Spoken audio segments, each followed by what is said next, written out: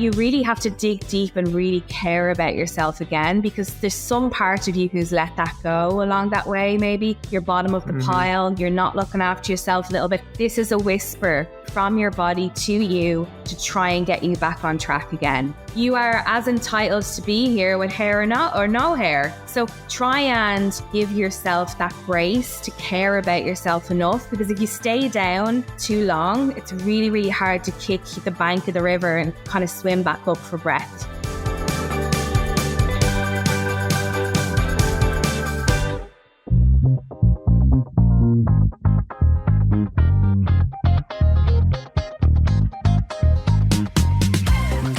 Welcome to HairPod, the podcast where you get to hear real people talk about their hair journeys. I'm your host, Kevin Ralston, and each week I get to interview people from different walks of life whose lives have been touched by hair loss in some form or fashion. Many of our guests have experienced hair loss themselves and found a way to get their confidence and their hair back. In this episode, I spoke with returning guest Claire Fullam, who began her hair loss journey over 8 years ago. Claire and I previously discussed how her struggle with hair loss had led to addiction, recovery, and self-discovery, inspiring Claire to create her internet persona, Claire Balding, and to pursue a career in trichology. Claire has returned to HairPod to share her insights on living with alopecia areata. Through her own personal experience with hair loss and work as a trichologist, Claire has discovered that alopecia areata cannot be resolved solely through external approaches, but must also be addressed on an emotional level. She emphasizes the importance of self-care, finding community, and seeking the support of a specialist. Claire encourages listeners to share their stories and avoid minimizing the emotional impact of hair loss. I went to a dermatologist, a trichologist, loads of different doctors. I tried every, thing that was out there at the time, every kind of treatment plan. But I stuck with the trichologist, and I was with her for about 20 weeks. And we did loads of like LLPT therapy, it's called. We did a lot of lotions and potions. We did a lot of like electrolysis work as well on the scalp. And to be honest, Kevin, now, knowing what I know now, and I'm a trichologist now, right? And I have a big patch of alopecia up here as well. Like I always get patches. Like I have a big full head of hair. Still get patches all the time. It's like the type of alopecia I have is alopecia areata. So it's like, it's an autoimmune condition. So it's like a psoriasis. Somebody who has psoriasis, it will flare up and then it will disappear and it will go through different bouts and all that kind of stuff. So that's the type of alopecia I had. So I did loads of different treatments. But really, I think what was the making of me and the reason why I have hair today is because I spoke about it. I was such a person who used to internalize every slight worry that I had in my life. I used to never want to express myself because I didn't want my mom to worry or my dad or my husband to worry. So I used to internalize. I was one of those, like a swan on the water, like I looked like I had it all together, but underneath I was panicking. And I think through my work now, like I meet people with alopecia areata all day, every day.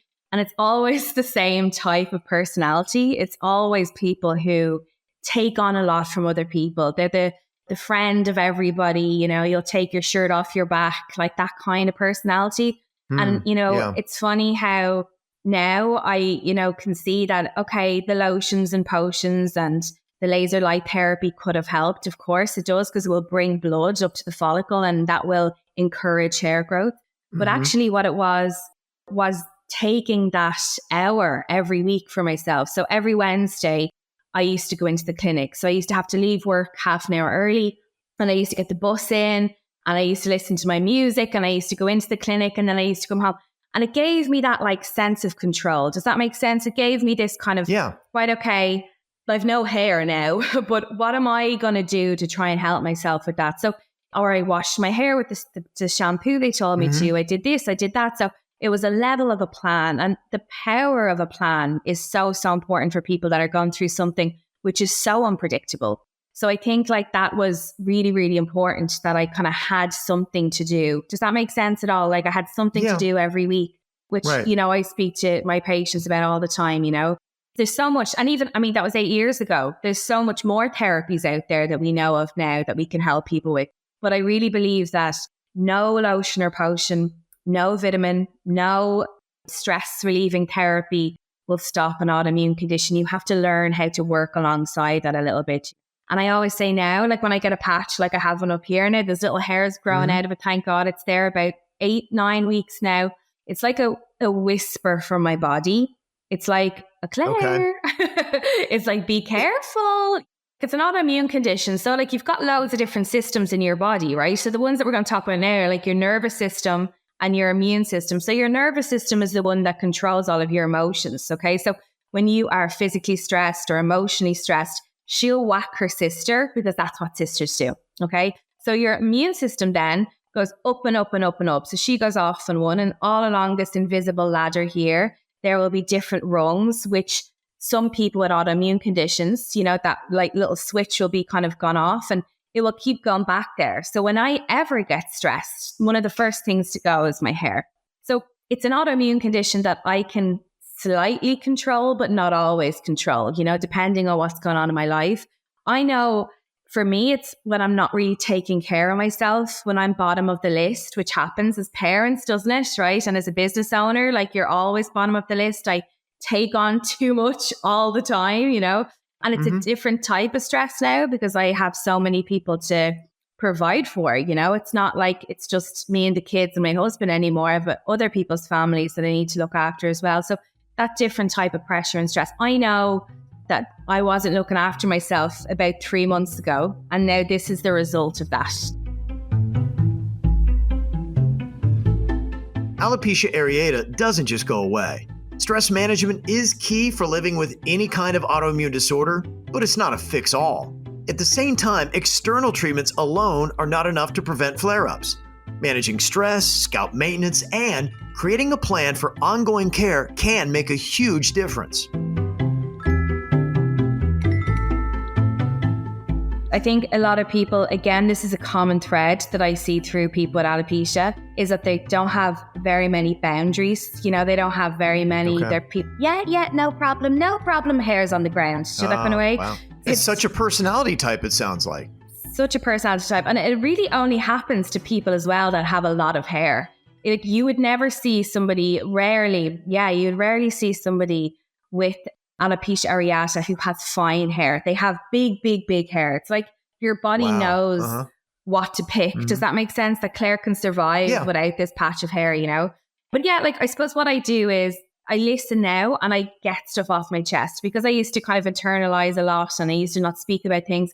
I will unfortunately ring my friend, ring my mom, talk to my husband, and I will say I need help right now, you know, and I'll dish out the jobs and I'll delegate and all that kind of stuff. I try as well to get more sleep. Like again, your body will get stressed if you don't sleep enough, you know. So look at your diet as well. Like I'd reduce sugar at times to try and kind of manage inflammation, all that kind of stuff. But there's not one single thing in that group, Kevin, that will stop my autoimmune condition. And I think sometimes alopecians have to forgive themselves sometimes because, again, we're not very good at that. And I think that it's not our fault that this happens to us. This is the way your body will kind of communicate stress to you. And some people will be like, well, you shouldn't have ate that, or you shouldn't have done this, or you should. It's going to happen anyway. You know, it's going to happen anyway. So it's about trying to manage that as much as you can and not beat yourself up too much about it. But yeah, there's loads of stuff you can do. There's so many things that we should do all the time. But listen, sometimes we need a bit of a kick up the bum to do we all those slide things. a little bit. Yeah. Right. If somebody's listening right now and they have alopecia, and let's say that they are where you were when they are just noticing a little bit of hair missing in a spot, what do they need to do right now? Do they treat it right away? Do they wait? And if they do something right now, what is that thing? I would say get into a good routine. Try and maybe look up a trichologist in your area or a dermatologist. I'm not always the biggest fan of going straight to medicine because I think that drugs, you know, have side effects. Like any drug will have a side effect. And a lot of alopecia, especially alopecia areata, is something temporary. So you don't need drugs to try and get over that. I would say get into a simple scalp routine. You should be exfoliating your scalp. You should be washing your scalp regularly. And you should put something on the patches that would have some level of growth factor on them. And some of the biggest brands in the world have growth factors within them. stimulators. Would that be a caffeine. minoxidil, a Rogaine, something like that? Is that what you're referring to? Yeah, not really. Minoxidil would be something that would be used for more of a chronic condition. So maybe like female pattern, male pattern hair loss, androgenic hair loss. Alopecia areata, it can be temporary at times. If you go in with a minoxidil, you'll become reliant on that minoxidil. And when you take minoxidil away, you could have a bit of a dread shed. So be careful of minoxidil, I would say. Things like there's loads of energizing potions and lotions out there, like nioxin. I'm sure you have nioxin over in the States. All of those kind of big brands would have something stimulating within them, caffeine, rosemary, all that kind of stuff. But I would say try and get some sound advice in terms of a process. As I said, that little plan, you don't have to go somewhere every week. But if you had, okay, I'm going to exfoliate my scalp every single week. I'm going to wash my hair every second day, and I'm going to stick on something stimulating onto the patch to try and encourage, while I work this out, while I contact a trichologist, while I go to the dermatologist. Steroid injections, like if it was pretty bad or if it was just one big patch, a steroid injection, a cortisol injection from a dermatologist would be really, really stimulating to that kind of way, and that could help grow the hair back as well. I suppose as well, like Kevin, like what I would like to kind of get across is that it can get really dark really quick, hair loss, and I think that a lot of people would understand that who have gone through it, and I think that it becomes very, very out of control. What I would say to people is when I had no hair, people still loved me. I could still do my job. People still wanted to be around me. I was still exactly the same as I am now with loads of bloody hair. Do you know, that kind of way? And I think that it's really, really hard in those moments to see that. But I think that, and it's a really hard lesson to learn. And I've had to learn it the hard way as well. And I've gone through so much over the past 8 years to be where I am today. But you really have to dig deep and really care about yourself again, because there's some part of you who's let that go along that way. Maybe you're bottom of the pile. You're not looking after yourself a little bit. This is a whisper from your body to you to try and get you back on track again, and you're not here. It's an absolute miracle. Any of us are here, right? So you are as entitled to be here with hair or no hair. So try and give yourself that grace to care about yourself enough, because if you stay down too long, it's really, really hard to kick the bank of the river and kind of swim back up for breath, that kind of way. So be annoyed, be upset, be angry, but you don't let it take over your life. Neglecting our own needs can have serious consequences on our physical health. Hair loss or no hair loss, I'm sure many of us share the experience of preparing for a big event or a presentation, only to find ourselves sick from overexertion. Unfortunately, you don't recover from hair loss in a few days. For most of us, it's something you must learn to live with for the rest of your life. Claire shares some tips on managing the flare-ups that come with alopecia areata. A lot of people with alopecia, particularly alopecia areata, have a lot of hair. So if you had like 2 patches at the back of your head, you go to the best hairdresser in town and make sure they're going to be able to cover that up for you in the day. And I would don't feel silly about it. Like, I know you mightn't be the bride, right? But go and get like a trial. So if it's in 6 weeks' time and those patches are annoying you, 3 weeks beforehand, go and sit there and let's discuss this. And they'll be only delighted that you're coming in and trialing this a little bit. There's loads of temporary hair pieces as well, Kevin, of course. Like, you don't have to get a full-blown wig. There's so many systems out there that can be sewn in for a week, can be glued on for 2 weeks, all that kind of stuff. So I would try and investigate as much as possible in terms of what your options are. Just be careful if it's something like alopecia areata or something that has the ability to grow back.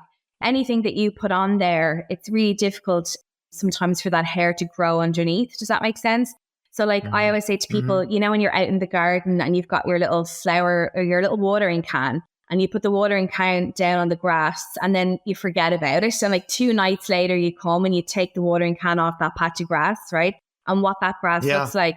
So just be careful in terms of if you have hair that you can save, don't put that watering can down on it too long. Okay. So go and investigate a little bit and understand what type of loss you have. Yeah. Some very valuable information. Is there anything else that you could tell somebody that is listening and saying, I want to plug into a community and I want to get more information? What are the top resources for that you have found? You talked about getting a hold and trying to find a trichologist of your own in the area where you are, there's obviously your social media account that people can check out. Is there any other places you would recommend for information or community? Yeah, like I think Alopecia UK, which is obviously Great Britain's version of Alopecia UK. So we don't actually have one here in Ireland, but Alopecia UK is an amazing resource. And of course, anyone from around the world can access that as a resource as well. But I'm sure in the States, there's an alopecia.com as well that will help. And I think, like, honestly, entering those communities, like any community, like I know from getting sober, like you need people, you need people around you that understand what you're going through, because like that, you will have people in your life that'll be like, it's not that bad, or actually you've loads of hair, like, and they're trying to be kind, but they're actually just making the whole thing worse. And what they're doing is they're diminishing your pain that little bit more, because then what starts to happen is you start to feel, oh God, like maybe I am being vain about this, or maybe this isn't a big deal. And you start to diminish your pain a little bit, So I think you do need to surround yourself with people 100%. Trua is, if I do say so myself, Kevin, Trua is a great resource, on Instagram, in terms of just learning about how the scalp works. Because, I found that, I remember asking, it was so annoying. Like I'd go into the dermatologist, like, but why? They'd be like, oh, go away, just take this medicine. I don't want to see you again. I was so annoying, or I was the trichologist, I'd have their heads wrecked, I'd be constantly asking them different questions and stuff. It's so important for people to really understand their condition. I can't tell you that enough. Like if someone has frontal fibrosing alopecia, androgenetic alopecia, they're losing their hair during menopause, after baby, male hair loss, DHT. If you understand those little bits, right, it's not going to take that away, but it's actually going to make you go, okay, again, I'm driving again. I understand this again. Yeah. It's more within my control and within my reach to help myself with that, So I can't recommend trying to really investigate that and get loads of different opinions on it, because unfortunately with hair loss, doesn't matter how much I study, right, or a dermatologist study or whatever else, there is only so much research out there, because it's not killing people. Okay. So, I remember the doctor would say to me, I'll tell your grand, like off you go. But like, it does kill people. I know people who haven't left their homes in 10, 12 years. I know people who have taken their lives from hair loss. Hair loss shouldn't be taken lightly, even if it is often overlooked in the realm of well-funded research. The experience of hair loss can erode our self-confidence and deeply affect our mental health. This becomes increasingly true in a culture where we are constantly bombarded with unrealistic beauty standards. Regardless of who you are, how old you are, or why you're losing your hair, it's always a challenge. I was curious about what differences Claire had observed in men and women experiencing hair loss. From speaking to hundreds of men and women in the same situation, it's as emotionally, that toiling on a man or a woman. I think that if you lose your hair, depending, it really is, and there's a lot of emotions that go with both, and it equally hurts them. But it's easier because society allows a man to be bald. So he can live his life. You might get a couple of comments from his colleagues or his brothers or his friends, but eventually it will be okay. Whereas when I was bald, I could not leave the house without my hairpiece, ever, because I would just be open to scrutiny, open to, is she sick? What's wrong with her? And all these questions, because that's society, and society, will always, in our lifetime anyway, hold women to an unachievable beauty standard, and I think that that's a real issue. So it's not that it's easier on men. I don't think so. Personally, I think it's the same, but it's the society allows a man to live without hair. And I really hope one day, when I see bald women, I actually saw one yesterday, she was absolutely beautiful, walking along the beach in the south of France, living her best life with her bald head. She looked beautiful. I just get so much pride and so much joy that she hasn't allowed that shape her life. She is living her best life, because you can live a really gorgeous, successful, love, joy-filled life with no hair. You just have to be brave enough to try and capture that. It's not just the hair loss. It's all the other stuff that people experience around that. I have women sleeping in hair pieces. Their husbands don't even know, again, That's more his problemo, to be honest. But I think that there's so much more to it. I remember we did a survey 2 years ago and we asked women who had lost 70% of their hair or more, describe how you feel. And some of those words, Kevin, were like, you'd choke up reading them, you know, and 3 women wrote suicidal, and I had to ring them. And I rang them and said, I don't even know what I can say to you, but I want to make sure you have someone to talk to. And they were so thrilled that we took the time to listen to them, you know, because I think this isn't a frivolous vanity. It's nothing to be ashamed about. Unfortunately, most of us will suffer with some form of hair loss in our lives. It's the aging process, ultimately, you know. Some of us will go through more extreme than others, you know, and it will shape their lives and it will change their lives. But all of us will go through a form of it, or someone close to you will too, you know. And I think that the more people have conversations with it and about it and around it, the better we are then at helping others. Do that kind of way. I think it's so important. During our conversation, I felt a growing appreciation for the way Claire expressed the emotions of hair loss. It can be a devastating experience and is so often exacerbated by isolation. Alopecia areata can be especially unpredictable, but there are ways to work with it. Finding a community that truly understands what you're going through firsthand and can share resources and encouragement can be life-changing. We hope Claire's insights have been helpful. If you'd like to hear more from her, make sure to subscribe to the show so you can check out our previous conversations with Claire on hair loss and mental health. Take a look at our show notes to find links for Claire's social media and the resources she mentioned during the episode. Thanks for listening to another episode of HairPod. Check us out at HairClub on Instagram or search HairPod on Facebook to continue the conversation. If you know someone who could benefit from hearing this episode, we would love it if you'd share it with them. If you're enjoying the show, consider leaving us a rating and review on Apple Podcasts or your favorite podcast app. We also have a website. Check it out by going to podcast.hairclub.com. We're here to build people up and share real stories so people experiencing hair loss feel a little bit less alone. And when you share, review, and subscribe, it helps us do just that. So thank you. Until next time.